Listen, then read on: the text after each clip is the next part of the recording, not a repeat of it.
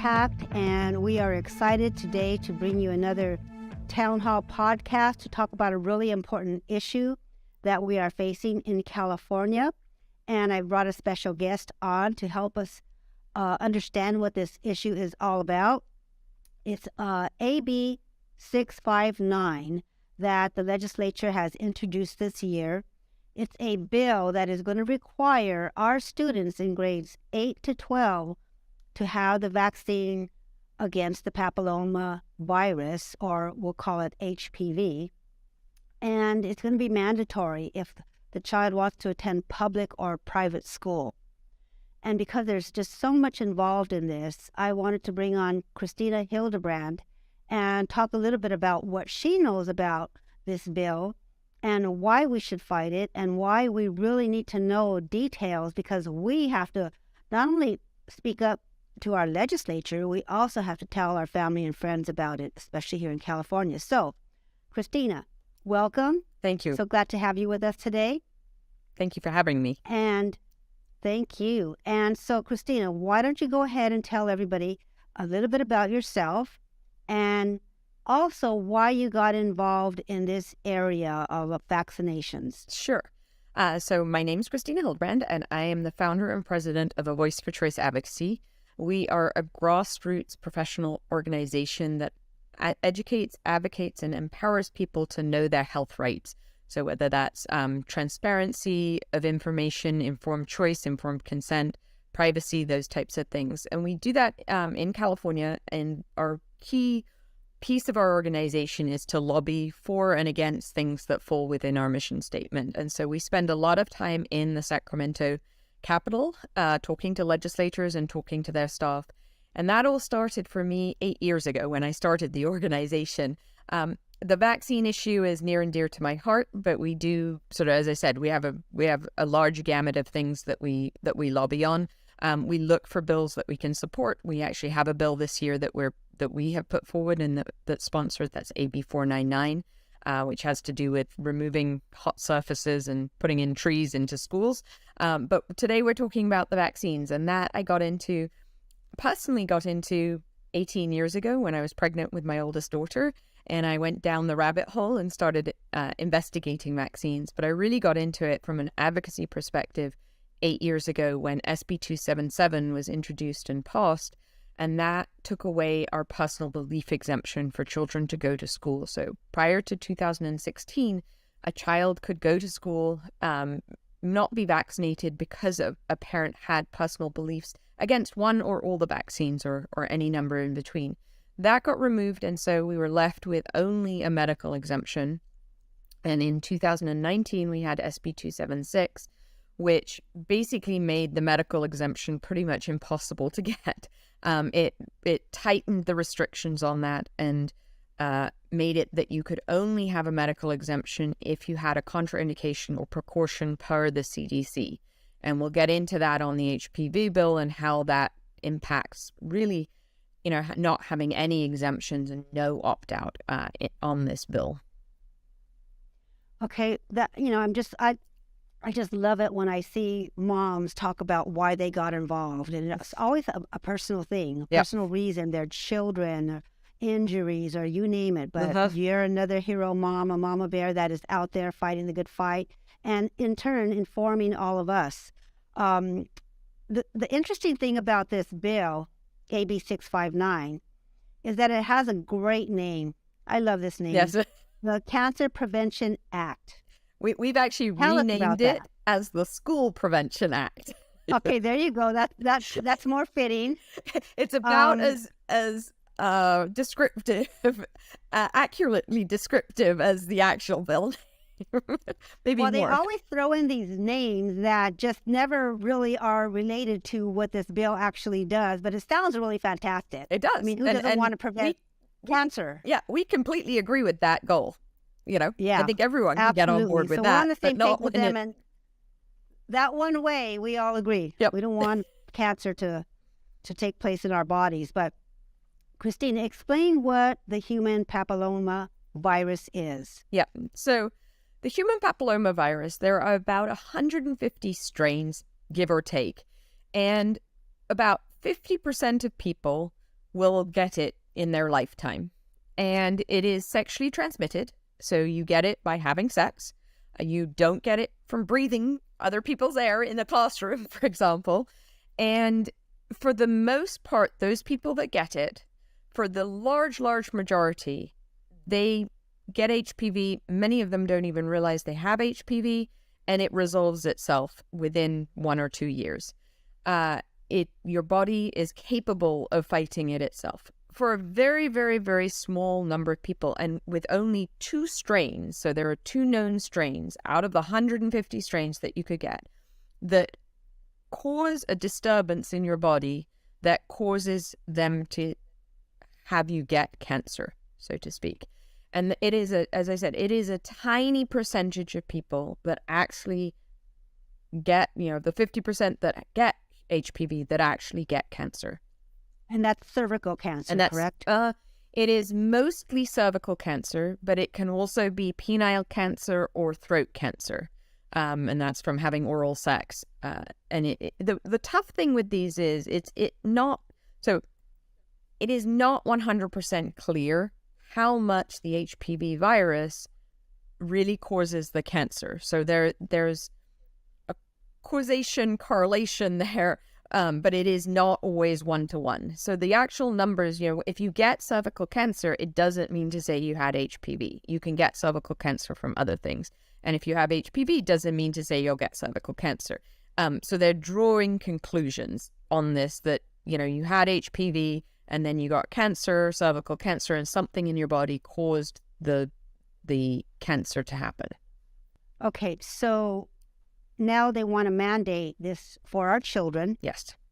And first of all, not every child is having cancer at a younger age, young ages. I think you mean right? sex, right? Yes. Yeah, and so this is going to be required for children in grades 8 through 12. So tell us a little bit about that mandate. Yeah. So what the bill says currently, and we are at the very beginning of the legislative process in California. It goes until September, so we've got a long way to go. And very often, I would say the majority of bills that go through the legislature get amended in some way, get altered in some way. What the bill currently says, we haven't had a hearing on it or anything, is that, and it actually has 2 sections to it. So the first section is that every 8th grader, as they enter 8th grade, will have to be vaccinated for the HPV virus. And they cannot get past 8th grade without doing that. When we look at, and then there is a second piece which was added in, which is a bill that Assemblymember Aguilar-Curry, who introduced this bill, she had last year. And in it basically covers pap smears and HPV vaccine under certain insurance types, public insurance or governmental insurance types. That bill, we're not very concerned with. The governor vetoed it last year. It did make it all the way through the legislature. It does make this bill harder to defeat completely because of that piece that, the legislature obviously is happy with. So this bill requires the HPV vaccine for 8th grade entry. Right now, we believe if your child is in 8th grade currently or above, that they've sort of missed the checkpoint and they would not be required to get the vaccine in order to stay in school. But as I have said many times, you don't know what could happen with this bill. And if you are, a parent of a high schooler, for example, don't let your guard down, because it could be so easily that they are required to do it as well. It's a change of a few words. Yeah, they can amend it, right? That's what you're saying. They can amend it and mandate it for the others. Yes. Okay. And so it does not have in it a personal belief exemption or a religious exemption. And the medical exemption that is in there is extremely hard to get. So it has to be in accordance with the CDC contraindications, which is basically you have to have had 1 dose of the vaccine and had a severe reaction to it. And your doctor has to acknowledge that it was your vaccine that caused it, which very few doctors are willing to make that reference or that jump. The other thing, if you are allergic to yeast, because this vaccine is made with yeast protein, so if you're allergic to yeast, then you can get a medical exemption. But, the number of people that are allergic to yeast is incredibly small. So basically, there's no viable medical exemption either. So there are no exemptions. Basically, if your child wants to go in person to public or private school, they're going to have to get this vaccine if this bill passes. Okay, so right now it's just one vaccination that is required. Are they going to require to have boosters or several So other it is, no, after? Or it's the series. So for the way the Gardasil vaccine, so Merck is the only manufacturer of the vaccine, and it's called the Gardasil 9 vaccine. If you get that vaccine between the age of 9 and 14, you only need 2 doses. If you get it after the age of 14, you need 3 doses. And those 2 doses or 3 doses are what would be required for entry. okay, I didn't eighth know grade. that. Yes. Okay, so I want to talk also about a little bit more in depth about the exemptions. We know that Merck, for one, has had lawsuits against them for the Gardasil vaccine, that's the name of the vaccination. But even with the lawsuits, talk about the lawsuits, even with the lawsuits in place, the legislature is still not willing to give an exemption, correct? Currently. So I would say the author of this bill is not willing to. We're having conversations with legislators, and that's one of the things that we are bringing up, is that there are over 80 active lawsuits against Merck on the Gardasil vaccine. And they are everything from, so you can't sue the vaccine manufacturer for side effects or injury because of the federal law, and they have they don't have any liability for their product. But you can sue them for false advertising, product defects, information from clinical trials. So if they didn't give all the results of the clinical trials, those types of things. And that's what these 80 lawsuits currently are.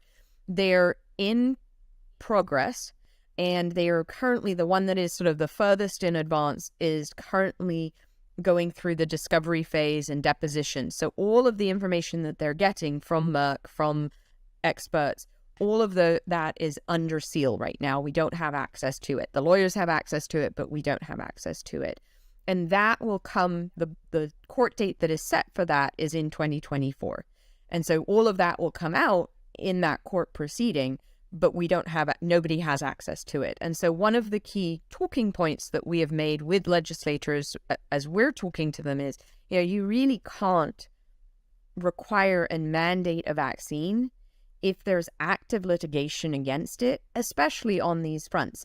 Merck was the maker of Vioxx, and if you talk to the lawyers that have got some of these cases, their perspective is this could be the next Vioxx. It is that bad, and Merck has been, not sharing all the information that they know on this product. Well, if this becomes a mandate, Merck will profit, and they will, for generations, profit. And that, I'm sure that's probably why they're doing this, because they're pushing this also, not just in California, but in other states, is my understanding. Yep. So they have just a wide window of forever patients, clients. Yeah. And I will say sorry. No, I was going to say there are 4 other states that require the HPV vaccine for school, but all of those states have either an easy opt-out where a parent can just say, I don't want to do that, or they have a religious exemption or a personal belief exemption. So California will be the first state to truly mandate this, require it with no exemptions, no way out in the whole of the U.S. Yeah, it's one size fits all. Yeah. Right? And they think that everyone's going to respond exactly the same to a vaccination, which we all know our bodies respond differently to aspirin or Tylenol or any other medication that's out there. We all can't take the same thing. So this is what they're doing to our children. Yep. And the whole thing about, they're assuming that kids are having sex. And not every public school child is having sex right now, right? Just because they're in the 8th to 12th grade. Yeah. So the religious exemption would be wonderful to have, especially, but we don't want exemptions. We want this bill dead. Right. And I think we're at the point where, we do want it dead. If it does start moving forward, I think exemptions are probably sort of a next talking point. But I think at this point, it's interesting. I feel like we do have the pressure on the legislature and on the author specifically, because it will prevent. So right now, only 30% of children 70% of children are vaccinated, or teens are vaccinated with the HPV vaccine. There's 30% that are not. And in California, that equates to 700,000 children. Now, if there's a requirement, will some of those parents just go, okay, fine, I'll just get the vaccine done, just have my kid go to school? I do think so. I don't know what percentage, would not vaccinate their children, but I do think it's a high percentage, because this vaccine is probably other than COVID, pre-COVID, this vaccine was the most controversial vaccine out there. And it was the most, it had the highest levels of adverse events. It was really, a lot of parents questioned it, and especially because it is a sexually transmitted disease vaccine. And so if your child isn't having sex, then, do they really need it? And are they going to, why not wait and to see, and wait to the point where they become sexually active and determine then whether it makes sense for them to get the vaccine or not? Okay, so, there may be parents who will remove their children from the public school system and the private school system and homeschool. But Yes. I would think that the legislature would be leery of wanting even a small percentage of children being removed from the public school system. We don't know what those numbers would Yes. be, but look at what happened in the past with COVID. People are not trusting vaccines now as much as we used to years ago. So I think that once people start learning a little bit more about some of the adverse effects, they'll be afraid. They'll not want to vaccinate. And I think that parents really need to look into what is happening with some people, because they have to make a decision if this bill passes. So Yes. can you talk a little bit about some of the adverse effects that people have had? Yes, and that parents have just reported? Yes, and just to go back just while we're on the topic of homeschooling and children, we've gone missing. 150,000 children have gone missing from the school system in California due to COVID. And so, I believe parents are removing their children from school and homeschooling them, and are more comfortable with that now than ever before. We saw with LAUSD, they wanted to implement the COVID vaccine as a mandate, and 30,000 children decided not to get the vaccine, and they just couldn't support it in their independent study program or their online program. I think that's what's going to happen with the HPV vaccine if it is mandated. I think parents are just going to pull their children out. And schools aren't going to be able to handle it, and they're going to lose huge amount of money from that as well. So just wanted to sort of touch on that I do think it is a real issue. And I think, COVID allowed parents to see what homeschooling was like and to see what school actually is all about. So I don't think people are as scared of homeschooling anymore.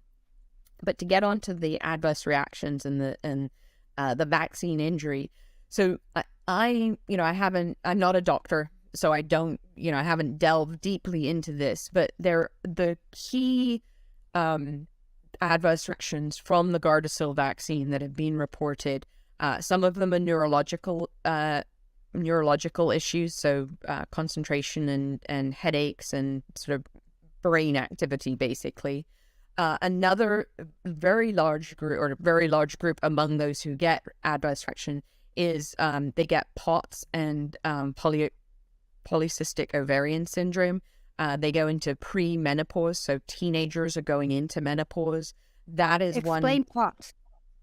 Explain POTS. Is, a lot of people don't know what that is. Yeah, it basically is the equivalent of pre-menopause. So 12-year-olds are going into menopause. They get their period, or they haven't even gotten their period, and they start going into menopause.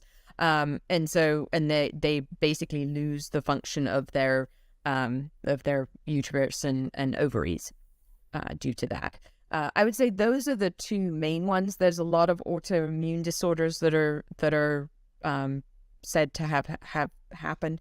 One of the tough things with this is that so many doctors don't see the progression. It may start off with a headache, and symptoms that happen very close to the vaccine, but they're not symptoms that you see as, oh my goodness, the person started having seizures right away, or something that's very pronounced.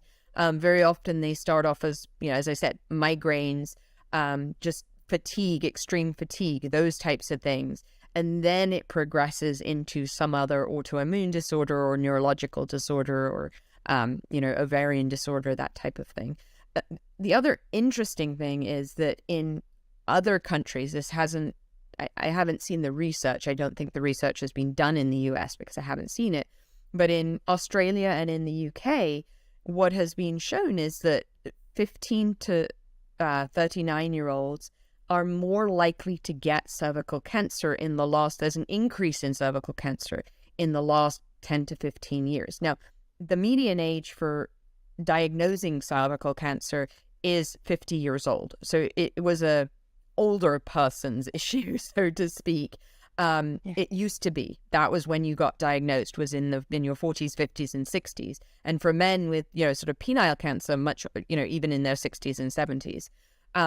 Unfortunately, Australia and the UK have seen and I'm not saying that the US hasn't, I just haven't seen the data for it, have seen a rise in cervical cancer rates among sort of the under 30s, the under 35s. And you have to question, those are all people that have been vaccinated with the HPV vaccine. And so you have to question, is it actually having the opposite effect? Is it making people more prone to getting cervical cancer because they've been vaccinated with this? Well, it's all very frightening. And I hope that parents really take this very seriously. If they're opposed to it, they need to take action steps, which we're going to talk about.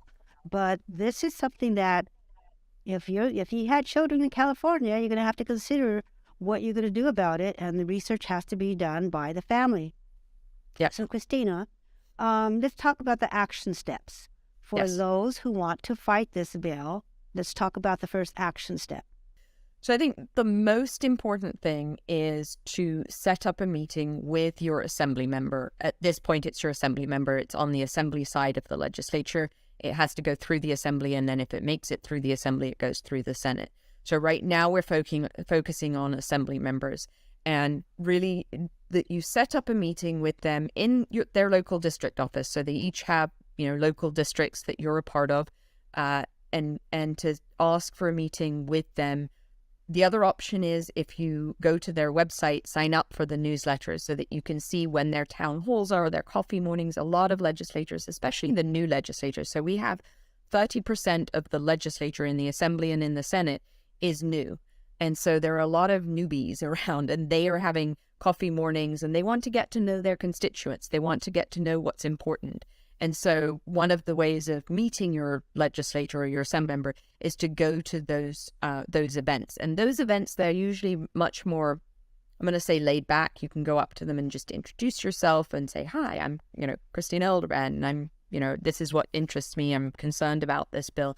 It also allows you to ask for a meeting with them directly. Sometimes when you call up their office, they say, well, the legislature isn't available. You can meet with a staffer. Now, staffers are very important too.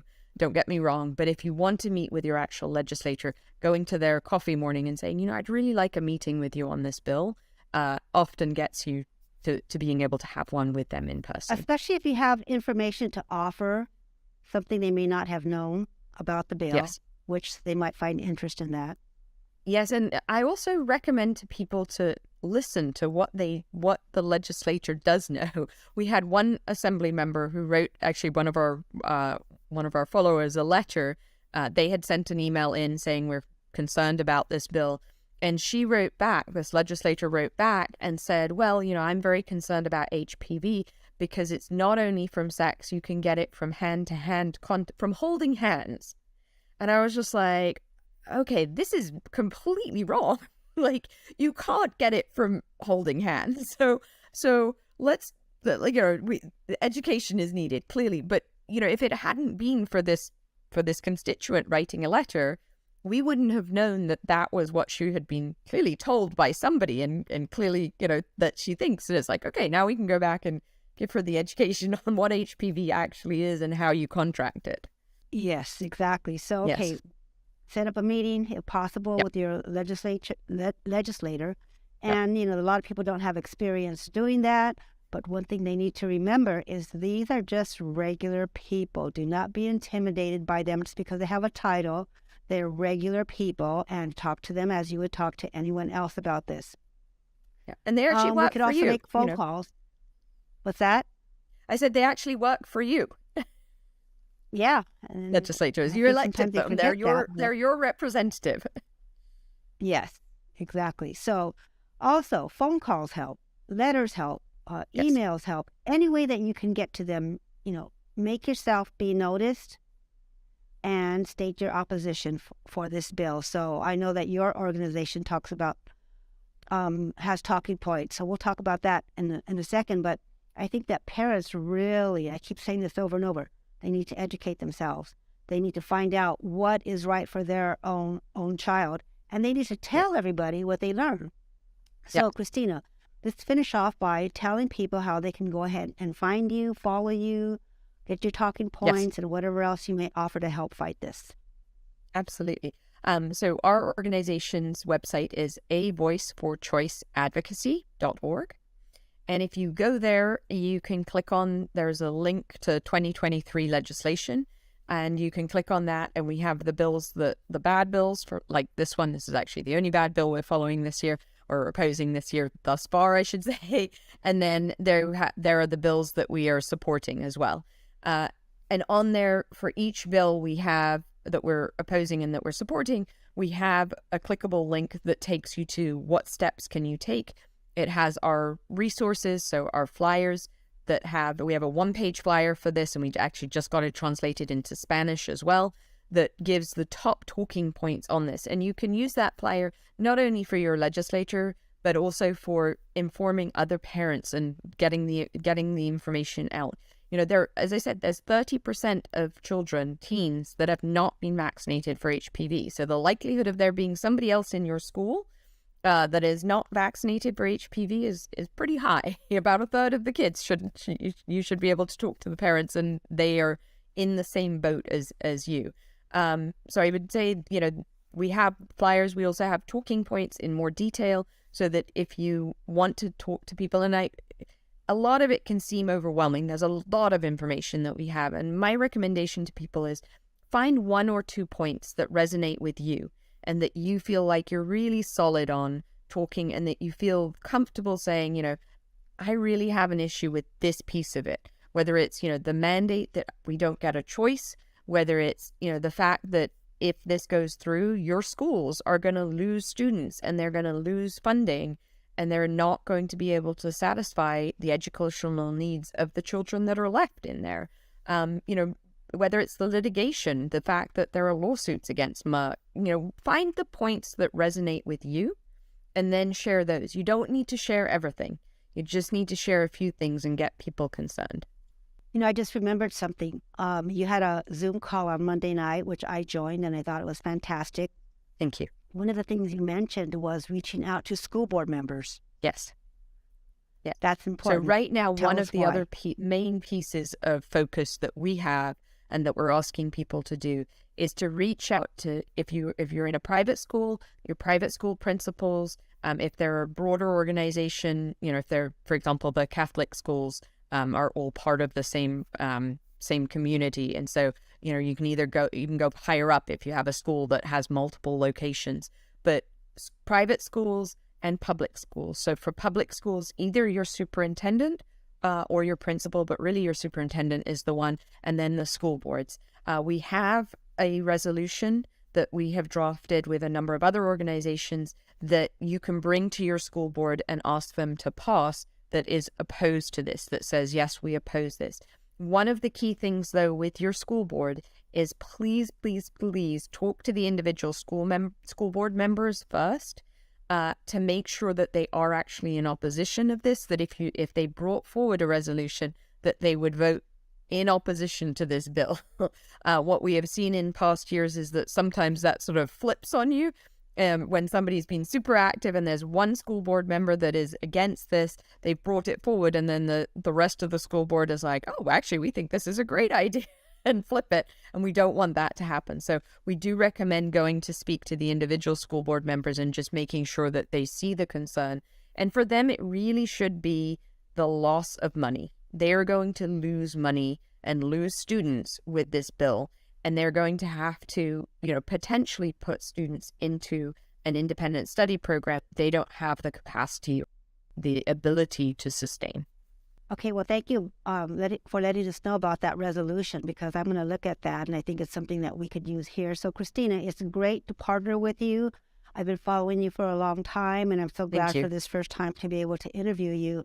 But I really think we have a chance to make a difference with this bill, because it is so serious, and to, inject our child with something that we don't want them to have in their body, that's a really serious issue. Yep. So here at Real Impact, we're also fighting it. So visit realimpact.us to get some updates there also. And we'll continue this fight, and maybe we'll have you back later to talk about our victory. Yes, hopefully. Thank you for having me on. It's been a real pleasure.